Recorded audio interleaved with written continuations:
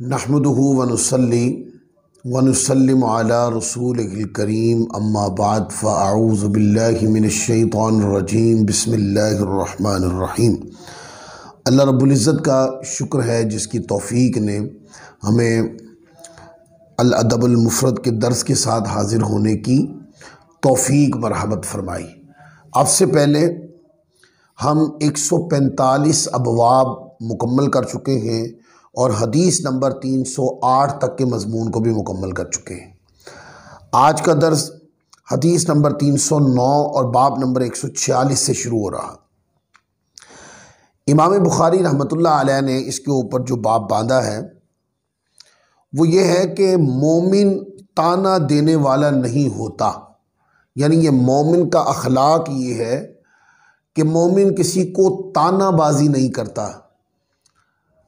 और इसके नीचे हदीस लाए हैं, वो पढ़ लें तो मैं तर्जुमतुल बाब के साथ मुताबिकत करके बयान करता हूँ। हज़रत सालिम बिन अब्दुल्ला रज़ियल्लाहु ताला अन्हु से रिवायत है, फरमाते हैं कि मैंने हज़रत अब्दुल्ला रज़ियल्लाहु ताला अन्हु को कभी किसी इंसान को लानत करते नहीं सुना।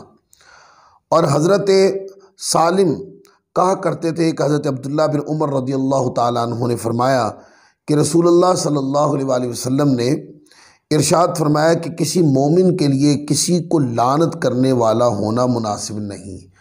यानी मोमिन जो है वो लानत नहीं करता किसी पर, मोमिन इस्लाह करता है। अगर मोमिन को किसी से तकलीफ़ पहुंच जाए तो मोमिन उस पर सब्र करता है और अल्लाह ताला की रहमत से अजर का उम्मीदवार होता है। लिहाजा मोमिन किसी पे लान तान नहीं करता। लिहाजा इससे ये सबक मिला कि अपनी ज़ुबान पर लान तान जो है इसको नहीं होना चाहिए। ख़ासकर ये सबक उन बाज़ार के लोगों के लिए है जो छोटी छोटी बात से झगड़ पड़ते हैं और दूसरे बंदों को लानती करार देते हैं, यानी उनके ऊपर तानाज़नी करते हैं, उनको लानत कहते हैं। या उन ख़वातीन के बारे में इस हदीस पाक से ये सबक मिलता है कि जो थोड़ी सी बदगुमानी जैसे ही उनको पैदा हो जाती है तो हक़ाइक़ को तलाश करने की बजाय, बात में तत्बीक करने की बजाय या अपने आप को सब्र के दामन में रोकने की बजाय वो क्या करती हैं, लान तान का बाज़ार खोल देती हैं दूसरों पर। अब जिन पर आपने लान तान की है, मालूम नहीं जिस बात की वजह से की है, जब उस बात पर गौर किया जाएगा या उसके हक़ाइक़ खुलेंगे तो ऐन मुमकिन है कि वो हक़ाइक़ आपने जो समझा है उसके ख़िलाफ़ हो, चाहे आपके समझने के ख़िलाफ़ हो या ऐन मुताबिक हो। दोनों सूरतों के अंदर मोमिन की ज़बान से किसी के लिए लानत का लफ्ज़ नहीं निकलना चाहिए। मोमिन जो है वो अज़ियत पे सब्र करता है और किसी को नतीजा तक पहुंचाने के लिए इनफिरादी कोशिश करता है। लिहाजा मोमिन को अपने मनसब को समझना चाहिए। आगे हदीस नंबर 310 है। हज़रत जाबिर बिन अब्दुल्ला रज़ियल्लाहु ताला अन्हुमा से रिवायत है, फरमाते हैं कि रसूलुल्लाह सल्लल्लाहु अलैहि वसल्लम ने इरशाद फरमाया कि बेशक अल्लाह ताला बेहया बदगो को पसंद नहीं फरमाता और ना ही उसको जो बाज़ार में चीखता चिल्लाता है। यानी कि अब ये सारे बद अखलाकी के उन्वान हैं। मतलब बेहया जो है ये भी बद अखलाकी का उन्वान है, बदगो यानी गंदा कलाम करने वाला है ये भी बद अखलाकी का उन्वान है, और बाज़ार में चिंघाड़ना चिल्लाना ये भी बद अखलाकी का उन्वान है। तो एक बात समझाई गई कि जो बद अखलाक बंदा है अल्लाह तबारक व ताला उसको पसंद नहीं करता। बाज़ार के अंदर चीखने चिल्लाने की बात इस हदीस पाक में मरकज़ी मजमून है। आप देखें कुछ लोग ऐसे होते हैं वो समझते हैं कि हम चिल्ला कर चीख कर चिल्ला कर गैर अखलाकी कलाम करके हम सौदा ज़्यादा बेच लेंगे। मैं समझता हूँ कि ये उन लोगों की खाम ख्याली है। देखें आपका जो सौदा बिकना है ना वो बिक के रहना है। अगर कोई बंदा बाजार के अंदर झूठ बोल के सौदा बेच जाए तो जो रोज़ी उसकी किस्मत में लिखी हुई थी ना, जो उसको अल्लाह ताला ने उसका हिस्सा मुकर्रर कर दिया था, उसने वही लेके जाना है। झूठ बोलने से वो ज़्यादा कमा नहीं जाएगा। हाँ, झूठ बोलने से या बदकलामी करने से, बदअखलाकी करने से या झगड़ा करने से आपने जो कमाया है इसमें बेबरकती ज़रूर हो सकती है। लिहाजा इन चीज़ों के ऊपर गौर करना चाहिए कि सौदा बिकना है कि नहीं, अखलाक का दामन नहीं तरक होना चाहिए। सौदा बिकना है कि नहीं, सच का दामन तरक नहीं होना चाहिए। ज़बान में पुर अखलाक और अच्छे अल्फाज का इस्तेमाल तरक नहीं होना चाहिए। इंशाल्लाह लोग जब इसको अपनाएंगे तो इसके फ़वाइद को खुद महसूस कर लेंगे।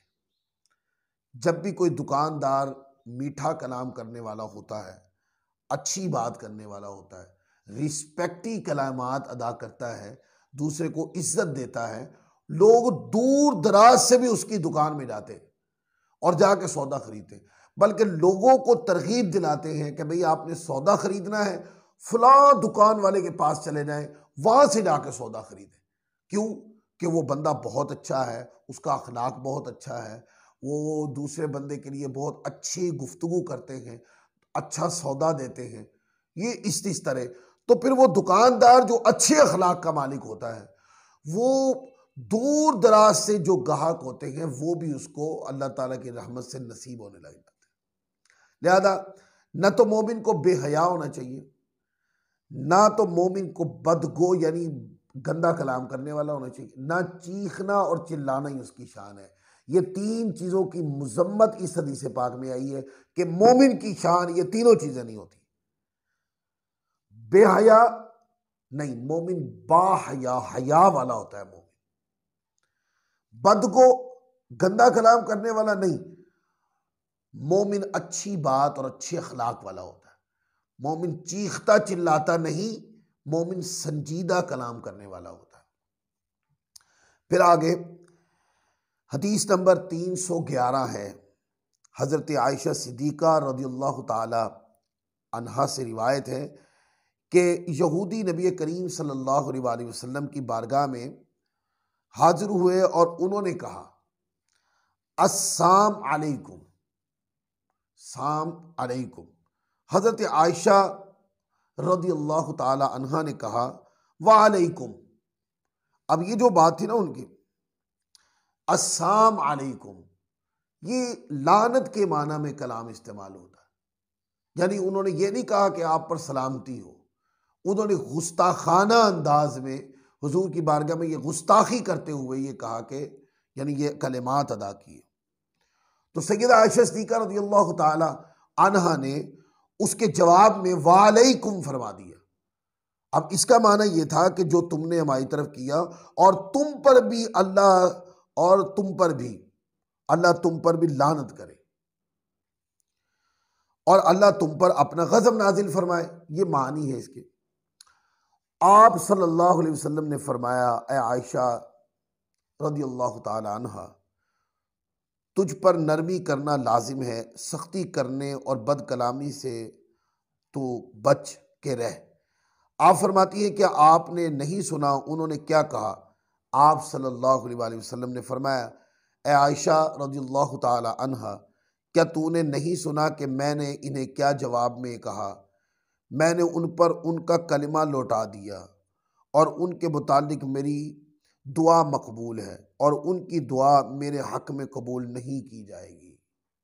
अब देखें ना, सैयदा आयशा सिद्दीक़ा रज़ियल्लाहु ताला अन्हा का जो जलाल था वो नामूसे रिसालत की वजह से था। वो हुजूर की बारगाह की जो बेअदबी थी, आप उसको बर्दाश्त न कर पाई, आपने वो कलिमात दोहराए कि तो यानी आपके नजरिए के मुताबिक यहूदियों को ये कहना कि तुम्हारी जुर्रत कैसे हो कि तुम इतनी पाक और मुकद्दस बारगाह में आकर इस तरह के कलिमात अलापो। लेकिन चूंकि ये इस तरह सहाबा किराम नामूसे रिसालत के लिए और आका की अज़मत और शान के लिए सहाबा जज्बाती रहे हैं और इस नज़रिए में जज्बाती रहना भी चाहिए। आप देखें ना, एक मौका ऐसा आया कि एक मुआहदा हो रहा था और मौला अली करमल्लाहु ताला वजहुल करीम के हाथ में कलम और कागज़ था। अब जो मुआहदा करने वाले थे उन्होंने जब मुआहदा पढ़ा ना तो उसके ऊपर लिखा हुआ था कि मोहम्मद रसूलुल्लाह सल्लल्लाहु अलैहि वसल्लम ये मुआहदा कर रहे। तो ये हुदैबिया के वक्त था कि जब उम्रा करने की इजाज़त नहीं मिली तो कहा था कि आइंदा साल आएंगे और अमन व अमान का जो मुआहदा हुआ था ये वो मुआहदा है। तो आका अलैहिस्सलाम ने जब उन्होंने इतराज़ किया कि हम तो आपको मोहम्मद यानी रसूलुल्लाह तो मानते ही नहीं है, लिहाजा आप ये काटें और इसकी जगह लिखे मोहम्मद बिन अब्दुल्लाह। तो मौला अली करमुल्लाह ताला वजहुल करीम को आका अलैहिस्सलाम ने फरमाया आपने फरमाया कि रसूलुल्लाह काट दें। तो मौला अली करमुल्लाह ताला वजहुल करीम ने, ये जुनून मोहब्बत था, ये आका अलैहिस्सलाम के साथ मर मिटने के जज्बात की फनाइयत थी कि मौला अली करमुल्लाह ताला वजहुल करीम ने कहा या रसूलल्लाह मैं इसको नहीं मिटा सकता हूं। और इसका माना यह है कि आका इस अजमत की खातिर तो हमने तन मन धन सब कुर्बान कर दिए, इसकी जरूरत कैसे है कि ये कहे कि ये नाम काट दो। आका अलैहिस्सलाम ने उनके इन जज्बात को मना नहीं फरमाया और बुरा भी नहीं समझा। उनके जज्बात की तहसीन हुजूर की खामोशी थी। आका अलैहिस्सलाम ने वो सफ़ा खुद लेकर आका अलैहिस्सलाम ने वो लफ्ज़ जो था वो काट दिया और उसकी जगह अब्दुल्ला लिख दिया। तो इस तरह आका की आज़मत के बाब में, हुजूर की नामूस और इज्जत के बाब में सहाबा किराम हमेशा जज्बाती रहे और ये अकीदा जज्बाती भी है। ये जज्बात और जुनून होना चाहिए, कोई नहीं बर्दाश्त करता। हम तो हमारे बाप को कोई सख्त कलेमा कह दे तो वो बर्दाश्त नहीं करते, माँ को कह दे कोई औरत तो वो बर्दाश्त नहीं करते। तो आका की इज्जत और आज़मत और रिफात ये तो हर इज्जत पे फाइक है। तो जिस तरह बंदे को जज्बात होते हैं, सय्यदा आयशा सिद्दीक़ा रज़ियल्लाहु ताला अन्हा आप उम्मत की माँ हैं और आप मुफस्सिरा भी हैं, मुहक्किका भी हैं, मुदक्किका भी हैं। तो आपके अंदर ये जज्बात क्यों नहीं आने थे? आपसे तो ही ये जज्बात उम्मत को मिले। तो जब हुजूर की बारगाह में ये गुस्ताखी हुई तो आप बर्दाश्त न कर सकी, आपने उनके ऊपर लानत की बात फरमा दी कि तुम पर लानत हो, तुम पर अल्लाह का गजब हो। तो फिर हुजूर ने फरमाया कि मेरा ये कहना वालैकुम कि जो तुमने मुझे कहा ये तुम पर हो, इनके लिए यही काफी है। और फिर अगली हदीस पाक के कलिमात हुजूर अलैहिस्सलाम ने फरमा दी। तो इस हदीस पाक का जो मेजर मजमून है वो ये है कि आका अलैहिस्सलाम की इज्जत, नामूस और हुजूर अलैहिस्सलाम की शरफ शान सारी अजमतों पे बड़ी है। और नामूस रिसालत का अकीदा ऐसा अकीदा है कि इसके जज्बात अगर मोमिन में मर जाएं तो उसकी मोमिनियत ही मर जाती है। लिहाजा मोमिन तब तक जिंदा मोमिन है जब तक उसके अंदर नामूस रिसालत के तहफ़्फ़ुज़ के जज्बात जिंदा है और आका की अज़मत और शान के बाब में अकीदा पुख्ता और जिंदा और हर वक्त मुस्तहज़र रहता है। ये है मोमिनियत की अज़मत और शान। इसके ऊपर गौर करें कि ये बात आज नहीं है कि हुजूर की शान के बाब में हम कोई छोटा कलिमा बर्दाश्त नहीं करते। यानी ये जज्बात फ़कत आज सुन्नियों के नहीं है फ़कत, बल्कि ये जज्बात हमेशा से रहे हैं कि हुजूर की शान और आज़मत के बाब में कोई छोटी बात कबूल नहीं करते थे। फिर आगे देखें, ये सियासत्ता में ये रिवायत है, बुखारी में भी 2 बार है, मुस्लिम में भी, तिरमिज़ी में, इब्न माजा में भी है। बुखारी में 2935 है, 6024 पर 2 मुकाम में आई। मुस्लिम शरीफ के अंदर 2165 और फिर 2593 ये 2 मुकाम पर। तिरमिज़ी शरीफ के अंदर 2701 में है और सुनन इब्न माजा के अंदर ये 2 मुकाम पर है, 856 पर भी है और 3689 यानी 89 पर भी है। फिर आगे देखें हदीस नंबर 312 है। हज़रत अब्दुल्लाह रज़ियल्लाहु ताला अन्हु हुज़ूर नबी पाक सल्लल्लाहु अलैहि वसल्लम से रिवायत करते हैं कि आपने इरशाद फरमाया कि मोमिन ताना देने वाला नहीं होता और ना लानत करने वाला होता है और ना बेहया और बदज़बान होता है। अब ये जो हदीस है अब पीछे जो हमने हदीस नंबर 310 पढ़ी थी उसके बाब में इसकी तशरीह मैंने कर दी थी वहाँ। फिर आगे हदीस नंबर 313 है। हज़रत अबू हुरैरा रज़ियल्लाहु ताला अन्हो नबी पाक सल्लल्लाहु अलैहि वसल्लम से रिवायत करते हैं कि आप सल्लल्लाहु अलैहि वसल्लम ने इरशाद फरमाया, दोगले आदमी के लिए अमीन होना मुनासिब नहीं।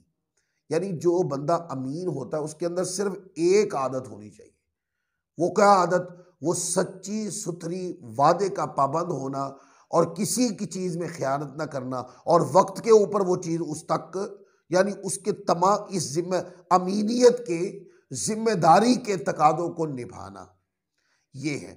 और अगर दोगला हो, मतलब ये आज बात कुछ की है कल फिर कुछ और कर देनी है, यानी बहानेबाजी हो, तो जो बंदा बहानेबाज हो, जिसकी तबीयत में दोगलापन हो, जिसकी आराम में इख्तलाफ हो या जो झूठ बोलता हो, ये सारी बातें हैं, ऐसे बंदे को अमीन नहीं होना चाहिए। यानी उसको अमानतें अपने पास नहीं रखनी चाहिए। या दोगली तबीयत का आदमी, वो अलग से दोगला आदमी की टर्म तो उस पर बोली जाएगी, पर उस पर यह कि वो अमीन है, ये जुमला उस पर कलाम नहीं किया जाएगा। फिर आगे देखें, हदीस नंबर 314 है। हजरत अबुल अहवस रदियल्लाहु ताला अन्हो हजरत अब्दुल्ला रदियल्लाहु ताला अन्हो से रिवायत करते हैं कि उन्होंने फरमाया कि मोमिन के आला अखलाक में सबसे कमतर अखलाक जो है वो सबसे कमतर अखलाक जो है वो बेहयाई है। यानी मोमिन के आला अखलाक में सबसे कमतर अखलाक बेहयाई से बचना। यानी अखलाक के आला मरातिब हैं और सबसे छोटा मर्तबा जो अखलाक का है ना वो बेहयाई से बचना है। आप अंदाजा करें, बेहयाई से बचना ये सबसे छोटा दर्जा है। फिर बकिया अज़मतें अखलाक की इसके ऊपर है। लिहाजा मोमिन जो है वो बद अखलाक नहीं होता, बा अखलाक होता है। वो बुराई को अपना मनसब नहीं बनाता, अच्छाई को बनाता है। फिर आगे देखें, यह हदीस नंबर 315 है। हजरत मोहम्मद बिन उबैद अल-किंदी रदियल्लाहु ताला अन्हु, ये कूफी अल-किंदी कूफी है, वो अपने वालिद से रिवायत करते हैं कि उन्होंने कहा कि मैंने हजरत अली बिन अबी तालिब यानी मौला कायनात अली उल मुर्तज़ा शेर खुदा करमल्लाहु ताला वजहुल करीम से को फरमाते हुए सुना, लानत करने वाले मलऊन हैं। यानी बेजा लानत नहीं करनी चाहिए। आप लानत कर रहे हैं, जवाज ही नहीं है आप पर। जैसे कुरान मजीद ने काफिरों पे लानत की है, एक वो उसके अंदर एक कैटेगरी मौजूद है। मोमिन मोमिन पे लानत नहीं करता, जो मोमिन पे लानत करता है वो मलऊन होता है, वो लानत उसकी तरफ पलटती है, क्योंकि जिसकी तरफ उसने लानत की है वो लानत का मुस्तहिक नहीं है, लिहाजा करने वाला मलऊन कहलाएगा। फिर इसी तरह आगे इसकी तशरीह में अगले जुमले हैं, काला मरवानुल्लदीना यलअनून अन्नास। मरवान ने कहा इससे मुराद वो लोग हैं जो लोगों पर लानत करते हैं। यानी मौला कायनात अली मुर्तज़ा के फरमान का ये मतलब उन्होंने बयान किया। तो आप इससे जो आज का हमारा दर्स है, इससे आज आपने ये सीखा होगा कि मोमिन की आज़मत व शान जो है वो लानत करना नहीं है। मोमिन बेजा लानत नहीं करता, मोमिन बेहया भी नहीं होता, मोमिन बद अखलाक भी नहीं होता, मोमिन बाजार में चिल्लाता और चिंघाड़ता भी नहीं। हमारे दर्स का एक हिस्सा ये है। दूसरा हिस्सा आज के दर्स का जो खुलासा है वो ये है कि मोमिन की जो शान है वो नामूसे रिसालत के अकीदे के बाब में हमेशा जज्बाती रही। लिहाजा मोमिन की जिंदा मोमिनियत की अलामत है कि आपकी तबीयत में हर वक्त आज़मत मुस्तफ़ा का अकीदा मुस्तहज़र रहे, शान मुस्तफ़ा का, रिफ़ात मुस्तफ़ा का, बुलंदी दराजात आज़मत का जो हुजूर के हैं, इस बाब में मोमिन का अकीदा क्लियर होना चाहिए और हर वक्त उसका इस्तेहज़ार ज़हन में और कल्बी तौर पर भी ये हर वक्त इसकी वारदार तबीयत में होनी चाहिए और कलाम में भी इसका हमेशा तबादला होता रहना चाहिए कि ये उन्वान है बंदे की जिंदा मोमिनियत और कामिल मोमिनियत का। आज का दर्स इसी हदीस पाक पर, हदीस नंबर 315 पर ख़त्म कर रहे हैं। अल्लाह ताला हम सबको अमल की तौफीक अता फरमाए। वमा अलैना इल्लल बलागुल मुबीन।